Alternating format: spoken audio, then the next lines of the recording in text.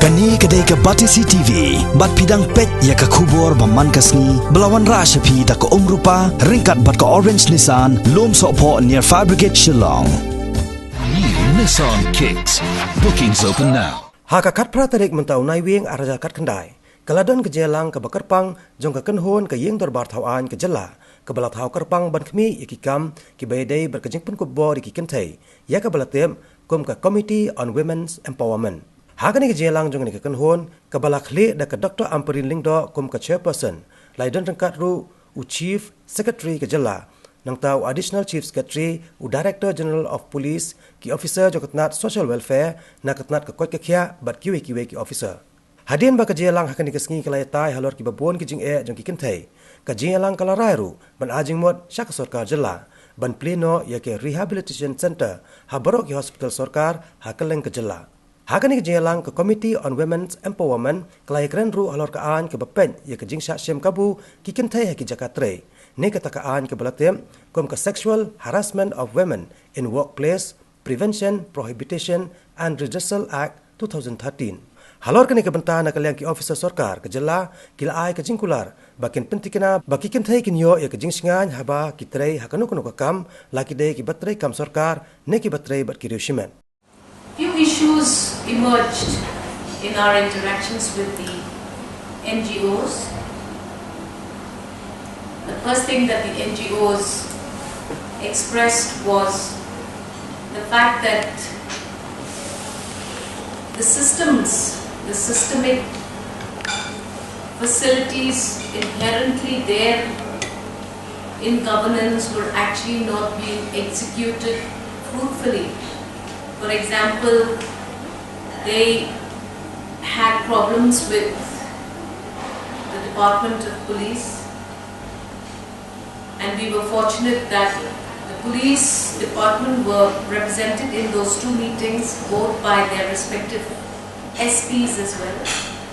So we were able to, across the table, initiate a discussion and a consultation between NGOs and police on the matters of law enforcement.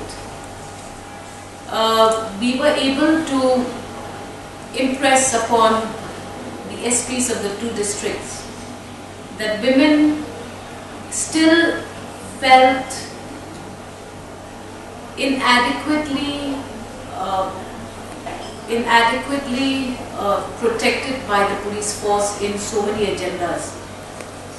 The POCSO was one of the crimes that was actively discussed by the NGOs, and there was this impression communicated to the Women's Committee, Women Empowerment Committee, that the police forces in these two districts didn't have very functional women police stations and women cells.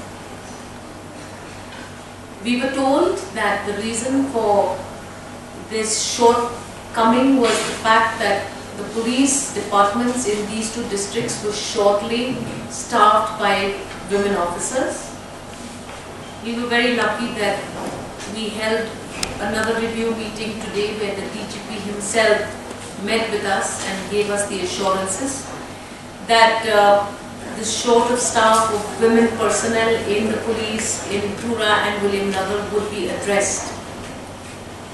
Now we were able to discuss issues related to the empowerment of women with NGOs alongside government officials. So it was very fruitful because there was immediate response from the side of the government officials. We had an extensive discussion on health conditions of women and children in both of these districts, and it was very alarming to hear that the infant mortality rate and the mother mortality rate in the district of West and East Garo Hills were very high. We had requested the officials of the health department to to immediately send us a plan of action as to how they would address this problem.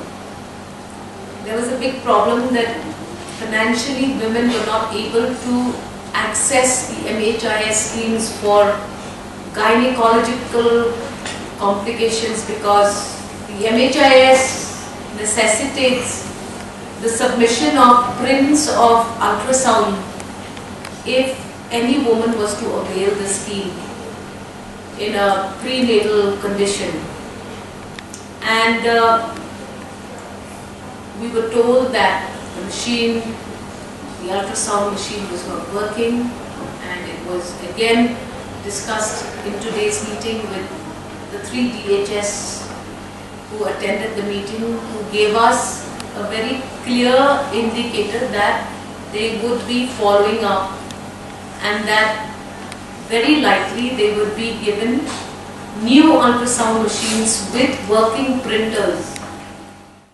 Today's meeting, we were able to interact directly with the Chief Secretary himself, where we were pleasantly surprised with the new presentation of the proposed drug policy for the state of Meghalaya.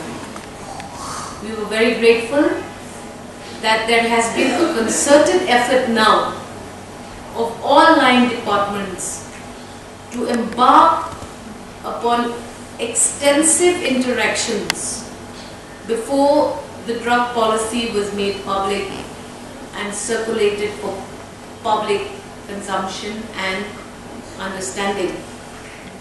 We were given an assurance by the Chief Secretary of the State today that the Women's Committee can call for a final meeting sometime in the first week of February 2020 to be privy to the entire policy on drugs, drug de-addiction and drug issues related to juvenile justice, issues related to institutions to be put in place to ensure that even prior to a drug policy being announced in the state, a task force will anyways roll out and reach out to contain the menace of drugs in Khasi and Jayanti Hills particularly. We were also able to further consult on the Sexual Harassment of Women in Workplace Prevention, Prohibition and Redressal Act 2030. We have been given assurances from the government officials of the government of Meghalaya that all-out efforts will be put in to ensure that women feel safe in their workplace, both in government as well as non-governmental organizations. In our tour, both in the Jayanti Hills, Khasi Hills and Garo Hills region, there was a very important highlight that all of us observed, and that is the menace of teenage pregnancy. And by and large, there is a consensus that believes that all of the domestic violence and the other violences or crimes against women may, to a large extent, see their beginning in early teenage pregnancies. We also have acts that have been empowered now that will deal with some of these issues, like the POCSO Act and other acts. So we have requested the Chief Secretary and his officers who attended today's committee to zero down and to evaluate as to whether or not teenage pregnancies are a major source for all of this violence that you see against women, because women being economically incapable of attending to caring of their own families also stems from this very early age where a young mother cannot imagine that she can be empowered to actually rear, tend to and build her family. As a responsive government, we would like the government to take up this important matter to open up the rehab centers immediately in all government hospitals, particularly in the districts. For the fact that most of the drug addicts come from very poor background families and they have not been able to take care of themselves because of the expenses and the high cost of treatment. We also, the committee also had asked the government to examine, to enable and allow the drug addicts to be treated through the MHIS card.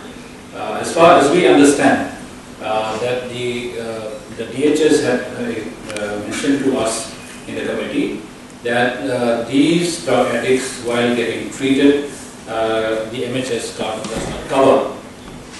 The chairperson was very prompt to direct the Chief Secretary, asking the Chief Secretary to examine the matter so as to enable MHIS card coverage for both alcoholics and drug addicts. As of now, even alcoholics are not covered